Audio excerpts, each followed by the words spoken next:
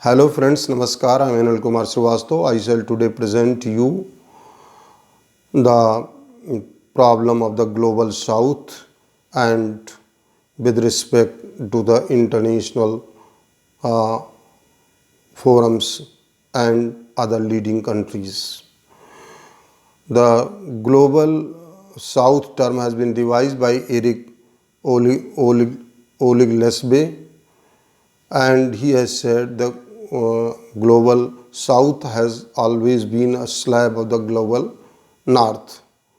That is, the global north has been the uh, ruling over the global south. He has expressed as the latest statistics, global south has 85% of the population and nearly 15,000 per capita income, and it also uh, forms the 39% of the global GDP. So the global north has an edge over it. Global north has a total population of only 15% of the world population, and the world GDP nearly 60% is in its possession. So 85% of the global south just command only 39% of the world GDP, although they have a 85% population in their hand. And on the other hand, the global north, only with the 15% of the population, is dominating by 60% of the world GDP. The when global south has been made a member in the G20 summit, the African unity has been made a member of it. So now the south, global south problem has also been spoken on the many fora. And the two great economies of the world, China and India, uh, both are doing for the good of the global south, but still India is far behind. China has for the first time has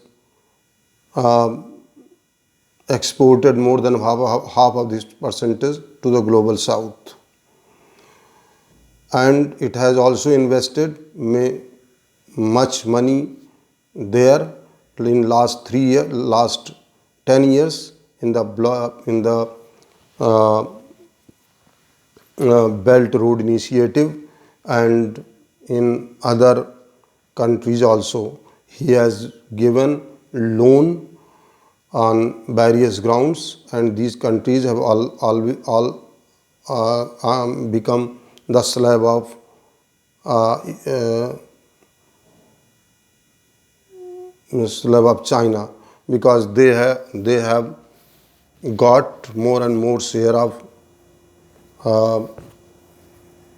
debt, and these debt are increasing, and these countries are not able to return the debt, and our neighboring country Sri Lanka has faced this problem by now, and India has made a great help to that country. Only by that the China has got only by that the Sri Lanka has got out of this trap.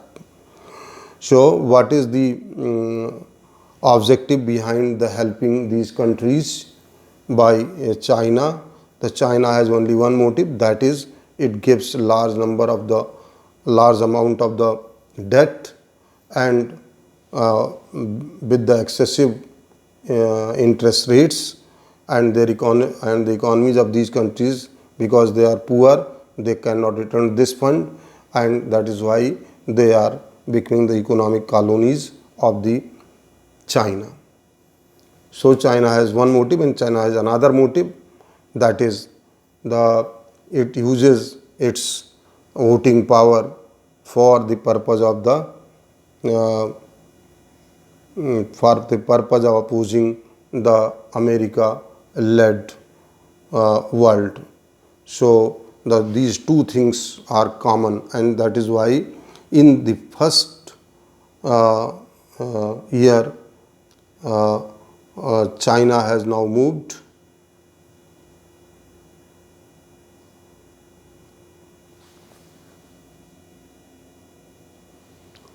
a lot of things. So we can find that China is doing for its own benefit. India has always been playing a role of the neutrality, and India has made its in 1961 the name the uh, non-aligned meet, which was established by the Yugoslavian leader Marshal Tito, Colonel Nasir of Egypt, and Indian leader Pandit Nehru, and it worked well. In this, the theme of the name was that the world was divided into two parts, that is the US bloc and the Soviet bloc, and the NAM countries will remain at neutral. They will make same distance with these countries. But the China through its BRI has able to give large amount of loans to these countries, and these countries have become the economic colonies of China. But India has playing uh, a role of uh, international friend of all. It has done in the during the pandemic COVID-19 and is continuously doing so. It is now exporting more and more to these countries, and it is because of this policy that in G20 India has made a full support for the inclusion in the G20 of the African Unity. 54 countries population. So we see that India is doing all the best, but what India is not able to do is India has so far not been able to do the more trade from these countries. We find that in these countries of the global south, nearly 46 nearly 30 lakhs people lives in the 46 countries, and these are the uh, economically strong in these countries. Some of them are big MNCs, and so India can use these countries of the global south, these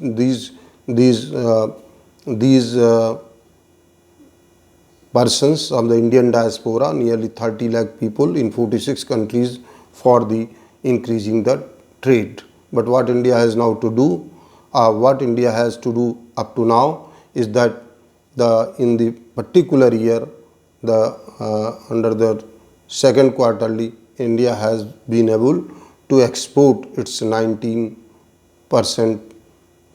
export to these countries, that is the Latin American countries, South American countries, and the Africa. So and in the meantime India has exported its goods, allowing 41.5% to only three groups: USA, Japan, and European Union. So India has to change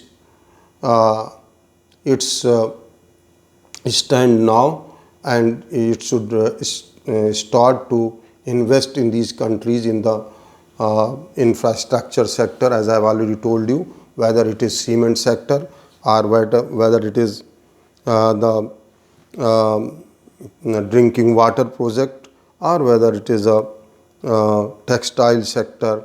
And there are large number of the sectors opened for the Indians, and Indian diaspora is there, so we can easily be able to send this diaspora to increase our uh, uh, investment in these countries, so that those countries will also be developed, and India will also develop, and Indian strength will be for the positive use and not for the negative use as by the Chinese. So it is high time that the Indian policymakers should immediately give importance to global south, where in 46 countries nearly 30 lakhs Indians live, and they can easily increase uh, the accessibility of the uh, in the different countries. And besides this, uh, there are many uh, MNCs there by the Indians, and they can also help. So it would be better that if the Indian politicians make such policies for the global south, then it will not only it will benefit for the whole world, and the whole world will be becoming uh, uh, more equal than ever. So that's all for today. Thank you very much.